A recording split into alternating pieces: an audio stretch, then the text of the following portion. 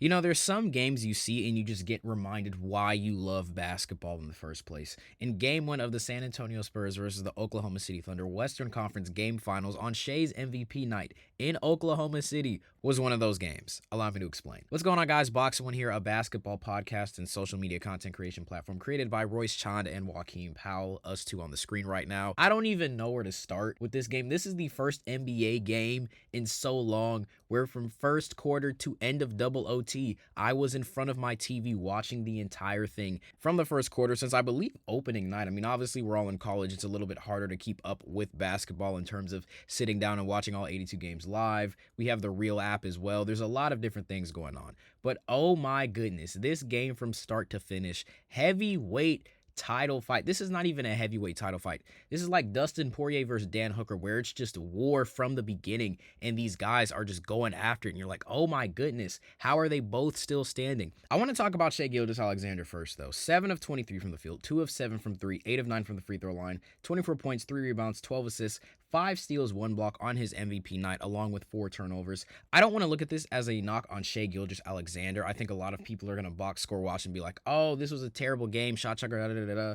Anytime the Thunder needed a clutch bucket, especially those buckets that forced overtime or kept the Thunder in it, Shai Gilgeous-Alexander was the guy. The clutch gene is absolutely undeniable. The thing is, though, Stephon Castle and Carter Bryant had him in absolute hell. Transitioning to Carter Bryant, as a rookie, I understand Dylan Harper. He's the rookie that plays like a vet in that 2012 / Ginobili role for the Spurs. He made a couple mistakes in OT. We're going to get to Dylan Harper in a second. But Carter Bryant's defense was absolutely incredible on Shai Gilgeous-Alexander. Just having somebody as quick as Shai and more physical in a youthful body, just being able to slow him down was just so clutch in those non-Wemby minutes for the San Antonio Spurs. There was so much game planning between Dagnall and Johnson. They were first mirroring the minutes between Shai and Wemby, then Wemby was playing in those non-Shai minutes. Shai was playing in non-Wemby minutes. It was just absolutely incredible to see both of these schemes. But Shai Gilgeous-Alexander, he got shut down. This is the first time a team had the physicality to play him the way the Los Angeles Lakers played him in that series. I do want to give JJ Redick a little bit of credit because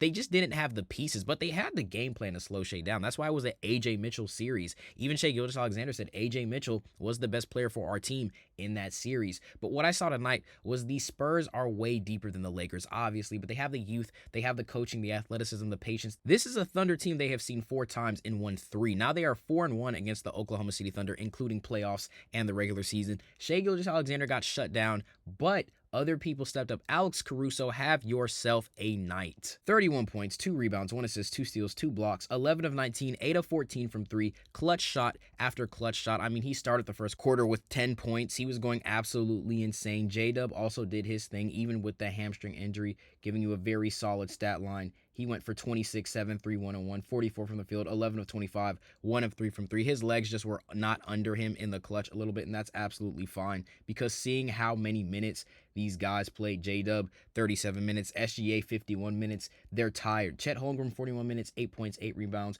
only 2 of 7, 2 of 4. That's what happens when Victor Wembanyama is on you, right? AJ Mitchell, 4 points, 4 rebounds, 5 assists, 2 steals, 2 of 5. He got locked up. This is going to be really interesting.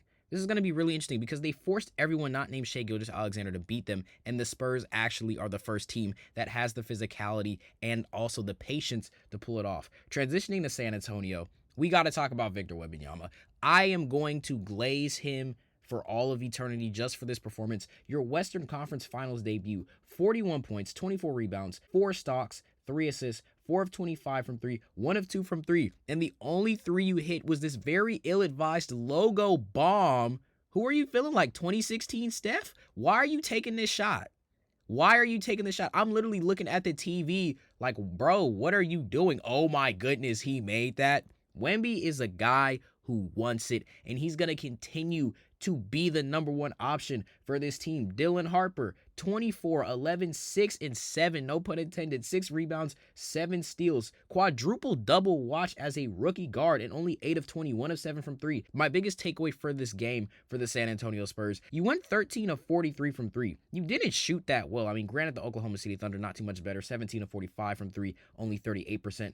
But they did not shoot well from 3 at all. Julian Champagne, 11 points, 9 rebounds. 3 of 11 from 3. Stephon Castle, 17, 6, 11, 1 steal. 5 of 14, 1 of 6 from 3. Devin Vassell, 13-6-2, 1 steal, 2 blocks. A very clutch block on Chet Holmgren. Only 3 of 9 from 3. Keldon Johnson was your best 3 shooter outside of Wemby, going 3 of 6. 13 points. Carter Bryant, again, 1 of 2 from 3. His only buckets, 14 minutes, but he did some great work. It's really interesting how resilient this Spurs team is. And we said it in our predictions video. It's the fact that they've been battle-tested in this playoffs despite the experience, and Oklahoma City just has not been tested. This is going to be a game where Oklahoma City Thunder goes back in the lab, they rebuild, and they're going to come out game 2 swinging and having a lot more game plans. I don't think Shai Gilgeous-Alexander is going to have a game this bad, but how do you stop Wemby?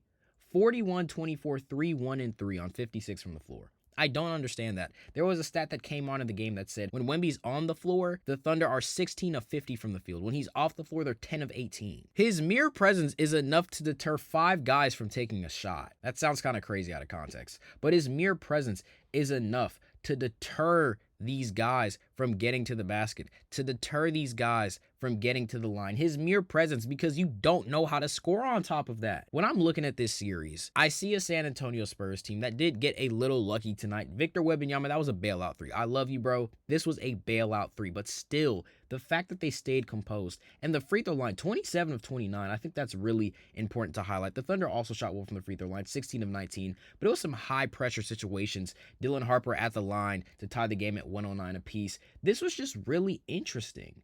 Dylan Harper to put the Spurs up 109, 107 before Shai tied it for double OT. This is just really interesting, right? Because when we look at the turnover battle, the Thunder won the turnover battle. 14 turnovers, the Spurs had 21 turnovers. But you know the battle the Thunder lost? The rebound battle. They lost it by 21. 61 rebounds going to the San Antonio Spurs, 24 of those being Victor Wembanyama. That is the deciding factor, and it's been exposed in the playoffs time and time again. The Thunder do not have a great inside game, and if there is anyone that could expose that, it is Victor Wembanyama. His name's Victor, and the Spurs took the victory in game 1. This is just absolutely insane. Just looking at these Wemby highlights, I really can't believe this is a real player. It makes me think maybe Wilt is exactly who they say he was, because if you're able to do this and we're witnessing Wemby, maybe that 100-point game really did happen. I'm not going to lie. Maybe it did happen, but that aside, victory goes to the San Antonio Spurs in game 1 in the best game of the year.